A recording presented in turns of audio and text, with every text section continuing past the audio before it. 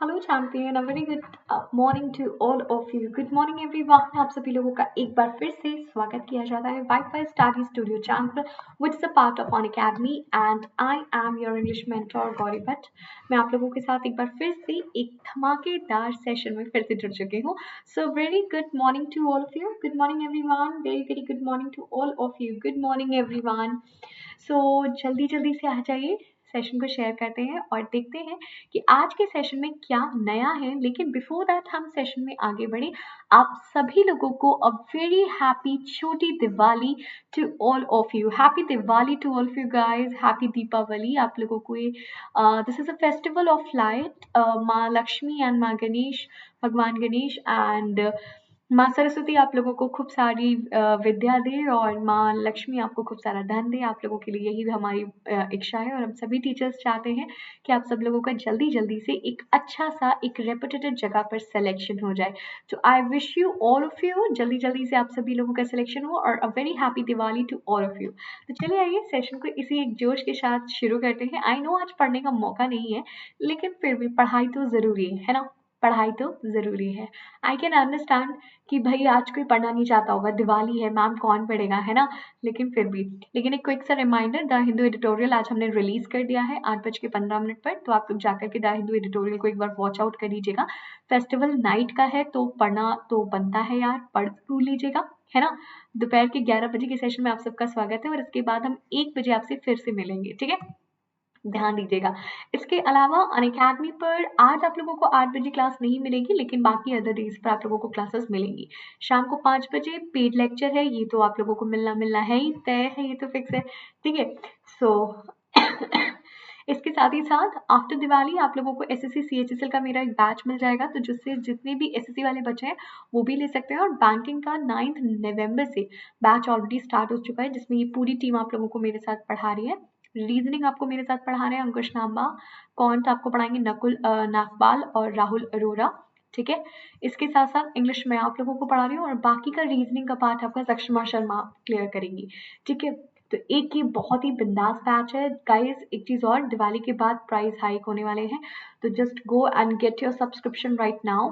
अपनी सब्सक्रिप्शन को लीजिए, दिवाली ऑफर जो चल रहा है उसको जाकर के रिसीव करिए। एंड ये ऑफकोर्स गौरी 10 कोड को यूज करिएगा, GAURI10, जिससे आप लोगों को 10% का ऑफ भी मिल सकेगा और आपका जो कार्ड है वो 1 ईयर के लिए वैलिड भी हो सकेगा। तो इसी के साथ बढ़ते हैं अपने क्वेश्चंस की तरफ, लेकिन बिफोर दैट हम सेशन में आगे बढ़े, आप लोग एक प्यारा सा लाइक और शेयर जरूर कर दीजिएगा, ठीक है। चलिए आइए स्टार्ट करते हैं सेशन। पहला क्वेश्चन आपकी स्क्रीन पर आ चुका है। आज हम लोग जो डिस्कस कर रहे हैं वो एसएससी के कुछ प्रीवियस ईयर के पेपर को डिस्कशन कर रहे हैं। बिल्कुल अच्छे तरह लेवल पे करेंगे प्रीवियस ईयर पेपर डिस्कशन, जिसमें बहुत सारे क्वेश्चंस नो डाउट आने वाले हैं। सो मैं उम्मीद करती हूँ सभी लोग आंसर्स को देंगे, लेकिन आप लोग सेशन को लाइक और शेयर जरूर कर दीजिएगा, ठीक है चैंपियन। तो लाइक और शेयर जल्दी से कर दो और उसी के साथ सेशन को देखो स्टार्ट करते हैं। Select the antonym of this given word. You have to tell me the right opposite word and you have to tell me the right antonym of this tender word. Tender का opposite क्या होता है, जल्दी से मुझे comment करके आप सभी लोग बताएंगे। अपोजिट वर्ड, अपोजिट का मतलब होता है विपरीत शब्द जो समानार्थी नहीं होते हैं, ठीक है। तो पहले तो मुझे बताओ कि what is the right meaning of tender. पहली चीज तो टेंडर का मीनिंग बता दो एंड एंटोनिम टेंडर का यहाँ पर क्या होगा ये भी आप लोगों को बताना है। तो okay, good morning champions, good morning everyone, good morning guys, good morning. चलो सेशन को जल्दी से बिना किसी देरी के स्टार्ट करते हैं और देखते हैं कि सेशन कैसा जाने वाला है। काफी मजा आने वाला है, आई नो आप लोगों को काफी मजा आने वाला है, लेकिन आज हम लोग वोकैबुलरी पे भी बहुत वर्क करने वाले हैं। तो जल्दी से मुझे बताइए what is the right antonym of tender. मेरे पास कमेंट्स आने स्टार्ट हो चुके हैं, दैट्स वेरी वेरी गुड। तो सबसे पहले मैं आप लोगों को बता दूं कि टेंडर वर्ड का मीनिंग क्या होता है। जितने बच्चे नहीं जानते हैं कि what is the right meaning of tender, तो the meaning of tender is showing gentleman. बहुत ही ज्यादा कोई भी इंसान जो इज्जत किसी के सामने दिखाता है, या आप कह सकते हो काइंडनेस दिखाने वाला पर्सन, या फिर आप कह सकते हो अफेक्शन दिखाने वाला इंसान, है ना, जो बहुत ज्यादा प्यार से भरा हुआ होता है, जो बहुत ज्यादा काइंडनेस दिखाता है या जेंटलमैन होता है, तो उसका अपोजिट क्या हो जाएगा? जेंटल तो होगा नहीं, वार्म भी होगा नहीं, सॉफ्ट भी होगा नहीं। अगर आप ये देखो तो ये चारों ही वर्ड एक तरीके से पॉजिटिव हैं, है ना, और हमें नेगेटिव वर्ड चाहिए होगा क्योंकि एंटोनिम हमेशा नेगेटिव होता है। तो करेक्ट आंसर क्या हो जाएगा? Option number 9 fourth, rough. Rough का मतलब होता है ऐसा इंसान जो बहुत ही ज्यादा रफ नेचर का है, किसी की इज्जत नहीं कर सकता, किसी को काइंडनेस नहीं दिखाता, किसी को अफेक्शन नहीं दिखाता, किसी से प्यार से बात नहीं करता। क्लियर? चलिए बढ़ते हैं अपने नेक्स्ट क्वेश्चन नंबर 2 की तरफ और देखते हैं कि आप लोग कितना अच्छा आंसर यहाँ पर बताते हो। Select the word which mean the same as the group of words given. That mean ये क्वेश्चन कौन सा है? वन वर्ड्स सब्स्टिट्यूशन का है, वन वर्ड्स का क्वेश्चन है। तो जल्दी से स्टार्ट करिए आंसर को बताना और बताइए पहले क्वेश्चन का आंसर क्या होगा। वेरी गुड मॉर्निंग हो चुका है गाइस। सभी क्वेश्चन के आंसर देने स्टार्ट कर दो, ठीक है, अच्छे बच्चों की तरह से आंसर देने स्टार्ट करो और बताओ कि पहले क्वेश्चन का आंसर क्या होगा। Select the word which means the same as the group of words given. A person without a settled home or regular work who wanders from place to place and lives by begging। एक ऐसा इंसान जिसके पास एक settled home नहीं है, वो बिना एक सेटल्ड होम के गुजारा करता है और उसके पास कोई भी रेगुलर वर्क नहीं है, मतलब एक ड्यूटी पर डे की नहीं है, और वो प्लेस टू प्लेस इधर से उधर घूमता रहता है और भीख मांगता है और अपने खर्चों को चलाता है। तो ऐसे इंसान को आप क्या कहेंगे? उसको आप वन वर्ड्स में कैसे कन्वर्ट करेंगे and what is the right meaning? Very good. Come on, keep answering, guys. Keep answering and do not forget to like and share, okay? जल्दी जल्दी से लाइक और शेयर खूब सारा कर देना, ठीक है? जिन्होंने भी अभी तक लाइक और शेयर नहीं किया है वो सारे के सारे मेरे चैंपियन जो हैं सेशन को लाइक और शेयर जल्दी से कर देंगे, ठीक है? जल्दी से करो, खूब सारा शेयर और खूब सारा लाइक, ठीक है? तो बताओ यहाँ पे आंसर क्या आंसर होने वाला है? ओके, काफी बच्चों का आंसर ऑप्शन नंबर 2 आ रहा है, that's very good. Correct answer option number 2 is the right answer. Vagrant, vagrant का मतलब होता है एक ऐसा इंसान जो बिना एक सेटल्ड होम के घूमता है, मतलब जिसके पास प्रॉपर घर नहीं है, रेगुलर वर्क नहीं है, जो प्लेस टू प्लेस इधर से उधर मूव कर रहा है और जिंदा रहने के लिए भीख मांग के काम चलाता है। तो ऐसे इंसान के लिए option number 2 is the right answer. Vagrant आप कहते हो उसे। क्लियर? यस और नो? क्लियर? चलो ठीक है। चलो question number 3, you have to identify the wrongly spelled word, कि इसमें से ऐसा कौन सी स्पेलिंग है जो रॉन्ग दी गई है या फिर जो रॉन्गली करेक्ट नहीं है, इनकरेक्ट स्पेलिंग है। You have to find incorrect spelling. You have to find what? You have to find incorrect spelling. तो योर टाइम स्टार्ट्स नाउ। जल्दी से मुझे आंसर दीजिए कि यहाँ पर आंसर क्या होगा, इनकरेक्ट स्पेलिंग इसकी क्या है? Select the wrongly spelled word. क्या होगा आंसर यहाँ पर? जल्दी जल्दी से हमें कमेंट करके आप लोग बताएंगे। Very good morning guys. चलो गुड मॉर्निंग वगैरह तो हो ही चुका है ना? What you think? It's you think ना कि अब हमें आंसर्स अच्छे अच्छे से ऐसे देने चाहिए जिससे कि हमारा भला कुछ हो सके, है ना? What do you think? Yes, very good. तो चलिए मुझे बताइए, select the wrongly spelled word. आपको रॉन्गली स्पेल्ड वर्ड की मुझे स्पेलिंग बतानी है कि कौन सा ऐसा वर्ड यहाँ पर दिया हुआ है जो रॉन्ग स्पेल्ड हुआ है, जिसकी स्पेलिंग यहाँ पर गलत है, ठीक है? जल्दी से मुझे कमेंट करके बताओ। हाँ, okay, okay. मेरे पास आंसर्स आ रहे हैं, that's very good. I'm getting answers. Okay. Let's see correct spelling क्या होगी यहाँ पर। जल्दी से मुझे कमेंट करिए और मुझे बताइए कि what is the right spelling of this word. कौन सी ऐसी स्पेलिंग है जो राइट है यहाँ पर, सॉरी राइट नहीं है। You have to find select the wrongly spelled word. आपको रॉन्गली स्पेल्ड वर्ड यहाँ पर बताना है। तो जल्दी से मुझे कमेंट करके बताइए कि कौन सा रॉन्गली स्पेल्ड। देखो एग्जामिनेंट की स्पेलिंग ये होती है, सही है। एग्जाम्पल की भी स्पेलिंग यही होती है और एक्सहेल की भी स्पेलिंग यही होती है, लेकिन एग्जाम्पली की स्पेलिंग ये नहीं होती। एग्जाम्पली की स्पेलिंग EXEMPLIFY होती है, जिसका मतलब होता है be a typical example of, be a typical example of, किसी भी चीज का एक टिपिकल एग्जाम्पल बनना। क्लियर? समझ में आई बात, हाँ या ना? या फिर आप कह सकते हो क्लियरली एग्जाम्पल बना। तो करेक्ट आंसर हो जाएगा ऑप्शन नंबर 1। ये स्पेलिंग आपकी यहाँ पर इनकरेक्ट है, EXAMP नहीं होता, EXEMP होता है। क्लियर? चलो, very good. Question number 4 on your screen. Correct. Select the synonym of this word. आपको various word का synonym मुझे बताना है। याद रखना, जब कभी भी कोई भी word OUS पे खत्म होता है या जो भी word की last ending OUS से होती है, word part of speech executive का कहा जाता है। वो part of speech कैसा होता है? executive का होता है। ठीक है, चलो बताओ वेयरलेस का मीनिंग क्या होता है, सिनोनिम क्या होगा? सिमिलर शब्द, जिसे हम कहते हैं समानार्थी शब्द। क्लियर? चलिए, tell me the right answer. Very good. समानार्थी शब्द बताने, दैट मीन्स सिमिलर मीनिंग रखने वाला। ऐसा कौन सा यहाँ पर वर्ड है जो सिमिलर मीनिंग अपने साथ रखता है, जस्टिफाई करता है? तो जल्दी से मुझे बताओ कि इसका मतलब क्या होता है। इसका मतलब क्या, आंसर क्या होगा? थ्रोटी? नहीं, बिल्कुल नहीं। No, no, a big no. The correct answer is option number 4 is the right answer. Yes, bang on guys. Talkative. इसका मतलब होता है excessively talkative person, जो बहुत ज्यादा बातें करता है, जो बहुत ज्यादा बातों में इन्वॉल्व रहता है। talkative person, स्पेशली आप कह सकते हो ट्रिवियल मैटर पर, या बहुत ज्यादा बातें करने वाला। तो talkative is the right synonym of this word. Option number 4 is the right answer. Okay, समझ में आ गई बात? Option number 4 is the right answer. So इसी बात पे do not forget to like and do not forget to share the session. जल्दी से session को शेयर और लाइक जरूर से कर देना, ठीक है? और 11 बजे डेली यहाँ पर इस सेशन में जुड़ना है, मंडे हो चाहे संडे, रोज जुड़ना है इस सैटरडे तक में इस सेशन पर। तो भैया डेली संडे तक क्लास होती है, 7 डेज क्लासेस होंगी आपकी यहाँ पर। कोई भी एक भी ऐसा दिन नहीं है जो आपको रोका जाएगा। यहाँ पे 11 AM बिल्कुल फिक्स है। अगर एसएससी की तैयारी करनी है तो इस सेशन में जुड़ना ही जुड़ना है। क्लियर है ना? चलिए नेक्स्ट क्वेश्चन की तरफ बढ़ते हैं। Question number 5 on your screen.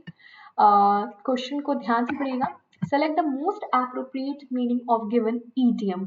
आपको ईडियम का करेक्ट मीनिंग बताना है मुझे। गेट आउट ऑफ हैंड, इस ईडियम का मीनिंग क्या होता है? What is the right meaning of this idiom is get out of hand.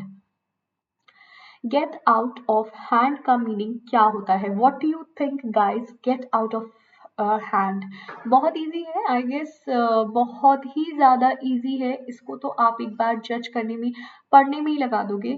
Give up something? नहीं। To complete a task? बिल्कुल नहीं। Get upset? नहीं। Get out of hand that means get out of control, मतलब हाथ से निकल जाना, जिसे हम कहते हैं हाथ से निकल गया। जैसे कई बार कहा जाता है ना, घर वाले कहते हैं ये तो हमारे हाथ से निकल चुका है, निकल जाना। ठीक है, हाथ से निकल जाना। आप बहुत ज्यादा किसी ऐसी फ्रेंडशिप में इन्वॉल्व हो चुके हैं या आप ऐसी संगत में आ चुके हैं, तो जो जैसे घर वाले हमें डायलॉग देते हैं ना, ये तो हमारे घर से हाथ से निकल चुका है, हमारे हाथ में है ही नहीं, तो गेट आउट ऑफ हैंड बोला जाता है उसे। Is it clear guys? Option clear है? Very good. तो बढ़ते हैं आगे जरा नेक्स्ट सेशन पर। अच्छा, जितने भी चैंपियन यहाँ पर देख रहे हैं, मेरे जितने भी चैंप हैं और जो देख रहे हैं बड़ी बढ़िया तरीके से, मगर लाइक अभी तक नहीं किया है तो लाइक कर दो और अपने सभी फ्रेंड्स को शेयर कर दो। जितने भी ग्रुप से भाई आप लोग जुड़े हुए हो, आप मैथ्स के ग्रुप पे जुड़े हो मैथ्स में शेयर कर दो, इंग्लिश के किसी अदर ग्रुप पे जुड़े हो वहां पे भी शेयर कर सकते हो, रीजनिंग पे जुड़े हुए हो रीजनिंग में भी कर सकते हो, जीएस के ग्रुप पे जुड़े हुए जीएस पे भी कर सकते हो, जीए पे जुड़े हुए हो जीए पे भी कर सकते हो, किसी भी अदर ग्रुप पे आप शेयर कर सकते हैं इसको। ठीक है, चलिए next question on your screen. Tell me the right meaning. आप लोगों को मुझे यहाँ पर राइट मीनिंग बताना है। जल्दी से स्टार्ट करिए इस क्वेश्चन को। Select the antonym of the given word. Again you have to tell me the opposite meaning of escalate. Escalate word का आपको मुझे अपोजिट मीनिंग बताना है। एक्सक्लेट का मतलब होता है बढ़ना। एक्सक्लेटर्स देखे हैं, जो किसी भी, जैसे आप किसी भी पार्टी में जाते हैं या कहीं पर भी जाते हैं, ऐसे किसी फंक्शन में जाते हैं या मॉल वगैरह में आप लोग जाते हैं, तो आप देखते हैं ना एक्सकेलेटर सीढ़ियां होती हैं वहां पर, उनको बोला जाता है जो बढ़ती हैं आगे की ओर। तो इसका अपोजिट क्या होगा? इसको हम कह सकते हैं इंक्रीज करना किसी भी चीज को, है ना, इंक्रीज करने को हम कह सकते हैं, या फिर हम कह सकते हैं प्रोग्रेशन दिखाना, है ना।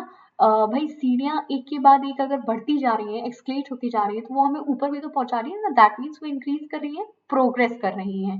तो बताइए यहाँ पर फिर करेक्ट आंसर आप लोगों को क्या लगता है कि क्या होना चाहिए यहाँ पर? खूब सोच समझ के बताइएगा, ठीक है, खूब सोच समझ के बताइए, हम सारे कमेंट्स देख रहे हैं आप लोगों के, ठीक है। और जितने भी बच्चे यहाँ पे लाइक और शेयर नहीं किए ना अभी तक, ठीक है, वो अभी अब हम हमसे डांट खाएंगे तभी लाइक और शेयर करेंगे। डेली 11 बजे जुड़ना है, 11 सुबह 11 बजाने की सेशन में आ जाना है स्टूडियो पर, ठीक है। चैनल को भी सब्सक्राइब कर लेना यार, अगर अगर आप लोगों ने अभी तक चैनल सब्सक्राइब नहीं किया है, just go and subscribe the channel. इससे क्या होगा ना, हर वीडियो के बारे में तुम्हें पता चलेगा, हर फ्री क्लासेस के बारे में पता चलेगा, ठीक है।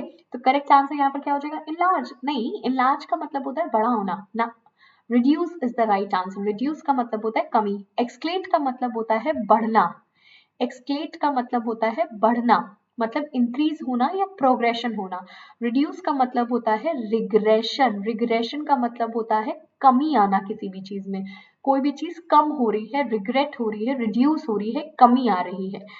समझ पाई, बढ़ने का अपोजिट क्या होता है, कम होना। क्लियर? चलो क्वेश्चन नंबर 7 की तरफ बढ़ते हैं और देखते हैं क्वेश्चन नंबर 7 का आंसर क्या होगा। You have to tell me the passive form of this sentence, आपको मुझे इसकी पैसिव फॉर्म बतानी है, ठीक है।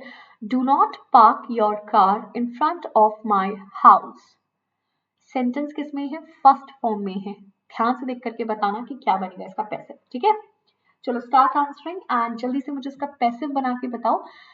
आप याद रखो, जब कभी भी कोई भी सेंटेंस आप बोलते हो, कोई भी सेंटेंस हम बोलते हैं, या तो वो सेंटेंस एक्टिव वॉइस में होता है या तो वो सेंटेंस पैसिव वॉइस में होता है, ठीक है। तो ये सेंटेंस जो दिया हुआ है ये आपको एक्टिव वॉइस में दिया हुआ है, आपको इसका पैसिव वॉइस बनाना है और आपको आंसर यहाँ पे जज करना है। तो जरा जल्दी से स्टार्ट करिए और आंसर बताइए। Do not park your car in front of my house. 20 seconds दे रहे हैं इस क्वेश्चन के लिए, ठीक है, आई गेस बहुत इनफ है।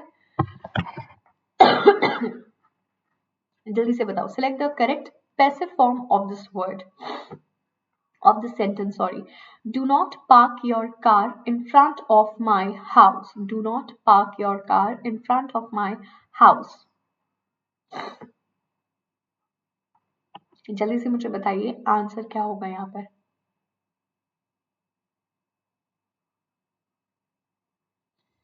वेरी गुड चैंपियन, कई लोगों ने कुछ आंसर बताया। The correct answer is option number 2, your car should not be parked in front of my house.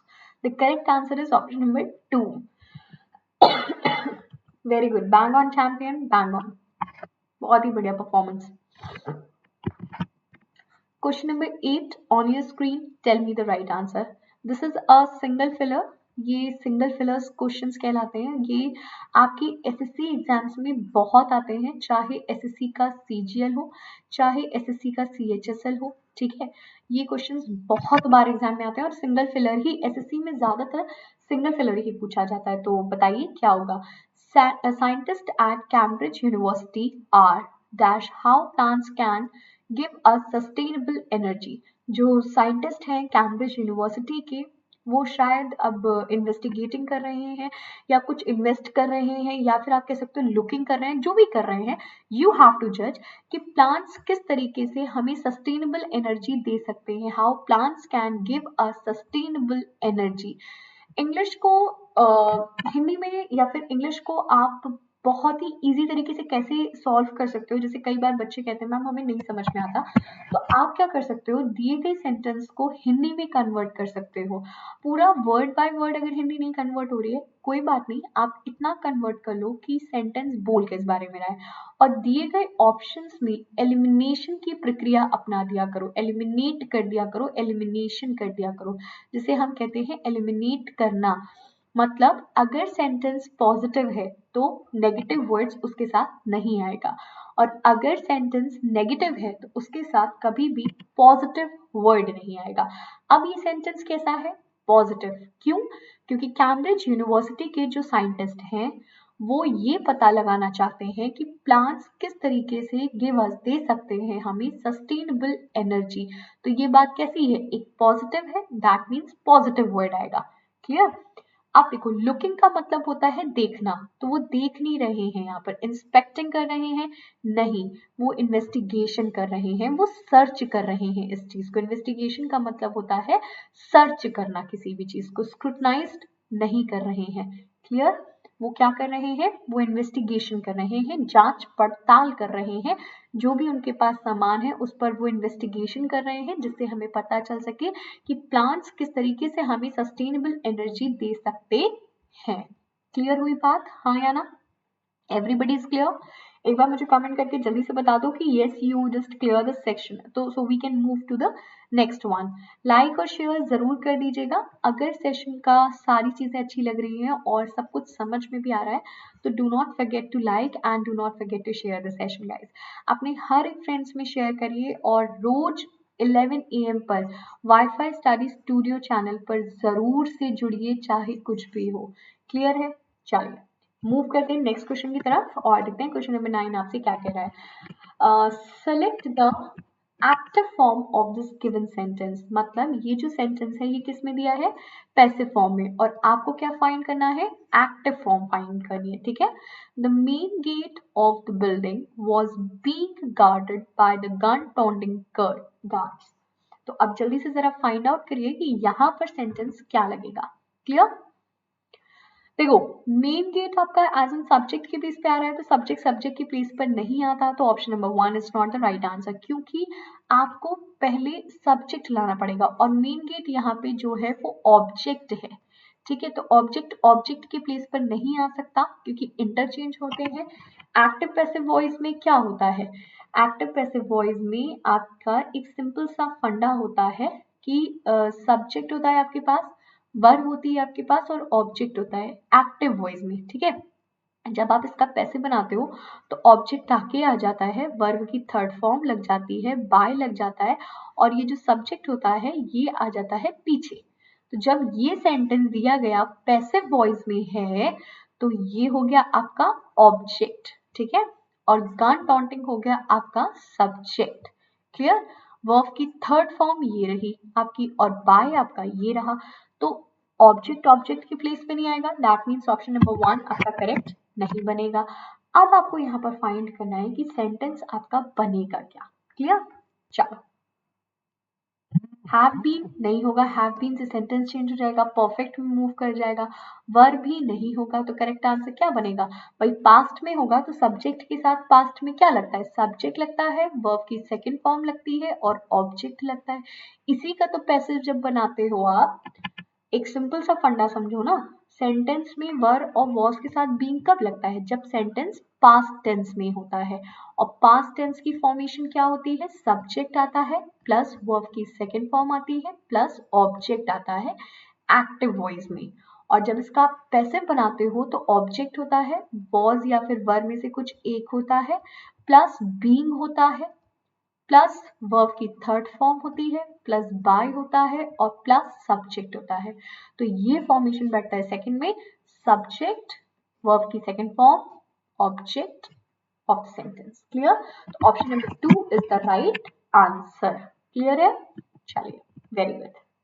Question number 10 on your screen, tell me the right answer. अगर कोई चीज समझ में नहीं आएगी तुरंत बता दीजिएगा, उसको हम और अच्छे से क्लैरिफाई कर देंगे। Clear?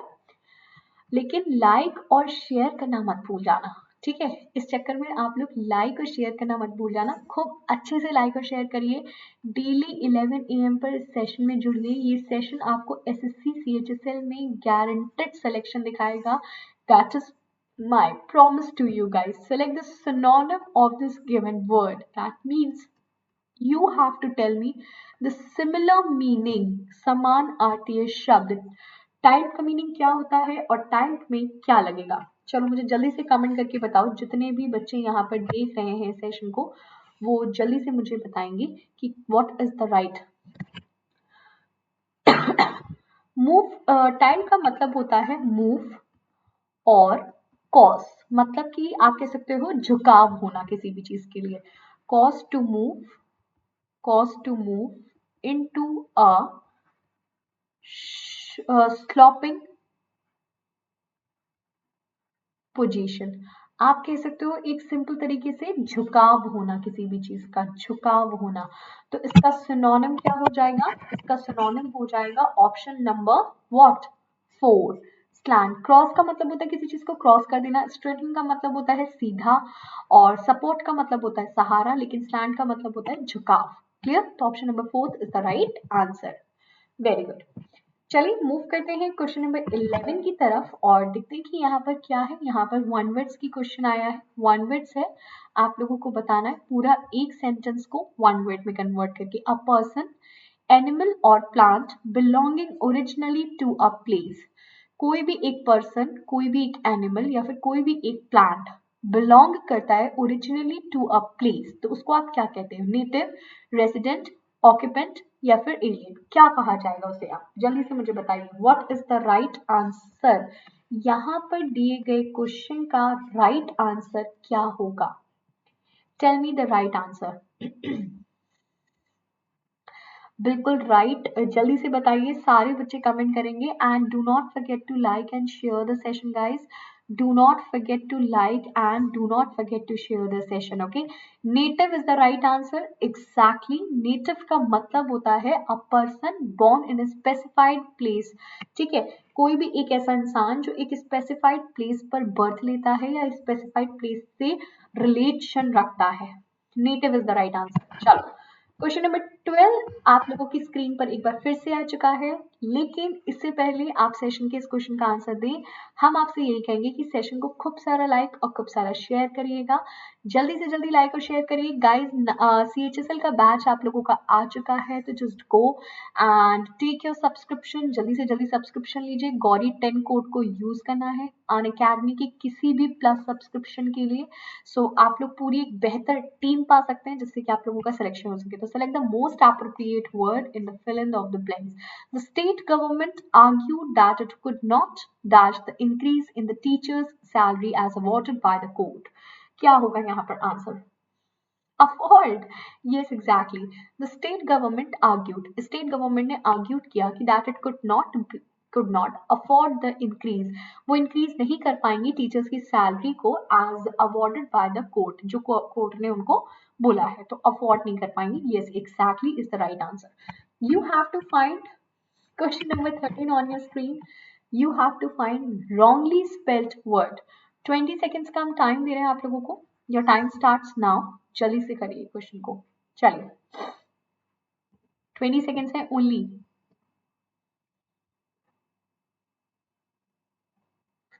Time up guys, time up होने वाला है, ध्यान से.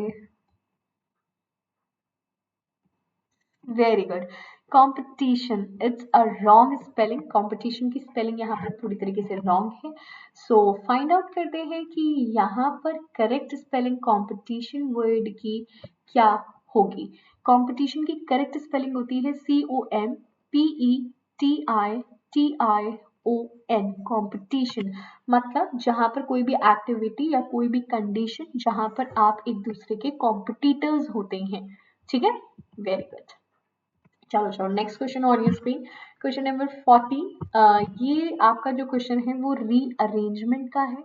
आपको फाइंड आउट करना है कि इसमें से कौन सा ऐसा वर्ड है जो पैरा सही क्रिएट करता है. देखो, इसमें ना 2 से 3 टेक्निक होती है, हम आपको बताते हैं.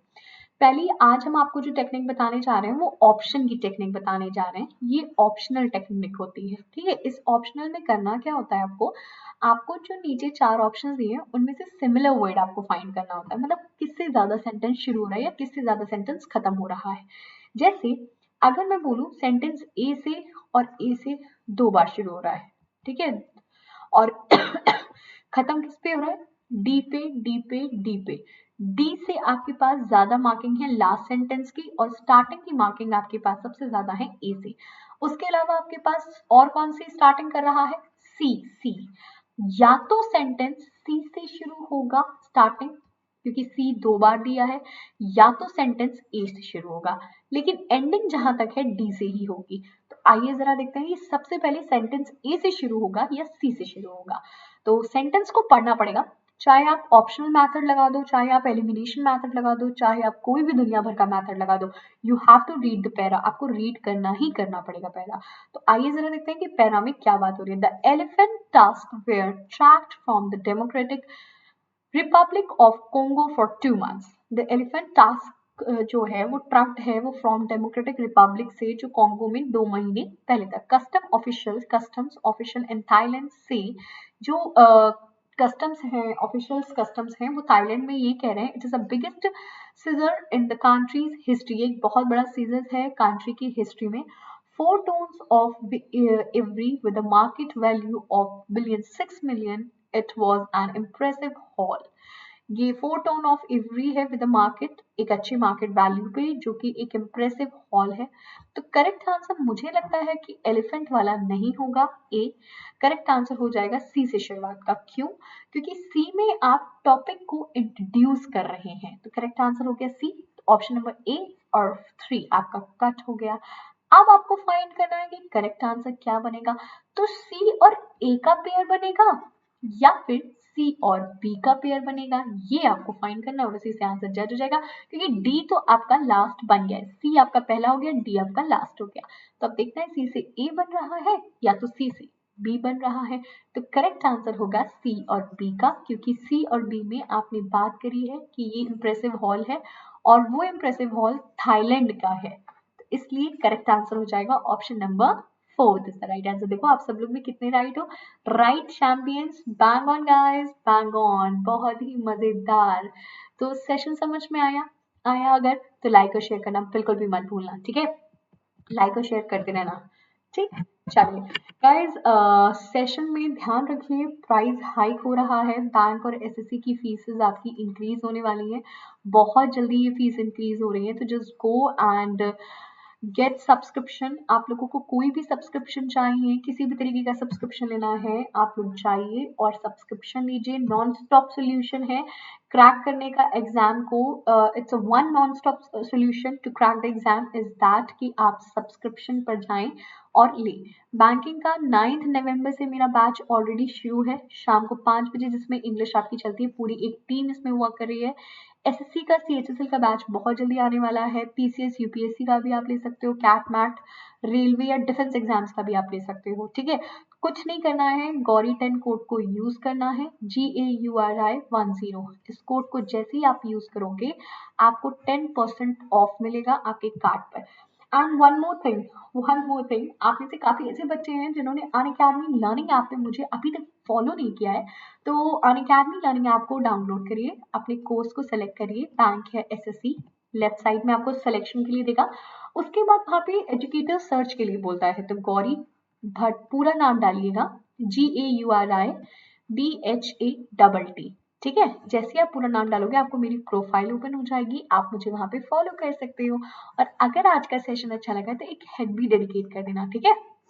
और सेशन में इस तरीके से आप जाइए अनअकैडमी के, मेरी ही बैचेस के लिए नहीं बल्कि अनअकैडमी की किसी भी सब्सक्रिप्शन के लिए, फॉर एनी सब्सक्रिप्शन, कोई भी सब्सक्रिप्शन लेना है आप लोगों को, कुछ भी करना है, just go and Gauri 10 code को यूज करो, GAURI10, दैट्स इट। आप लोगों को इस कोड को यूज करना है, 10% का ऑफ मिलेगा, 1 ईयर के लिए आपका कार्ड वैलिड हो जाएगा, सारी फैकल्टी मिलेंगी, सारी फैकल्टीज की क्लासेस आप लोग कर सकते हो, सारे सब्जेक्ट्स आप लोगों को मिलेंगे और सारी फैकल्टीज के पेड लेक्चर्स कर सकते हो, सबसे इम्पोर्टेंट चीज है ना, गुड न्यूज। तो दैट्स वेरी गुड।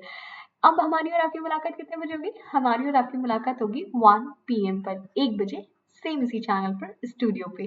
तो मिलते हैं आप लोगों से भी 1 बजे की क्लास में एसएससी सीएचएसएल के बैच में, ठीक है? Thank you for joining this session, guys. Have a blessed day. Like, share, subscribe करना बिल्कुल भी मत भूलिएगा. Have a very, very blessed day to all my champs. Bye bye. Thank you.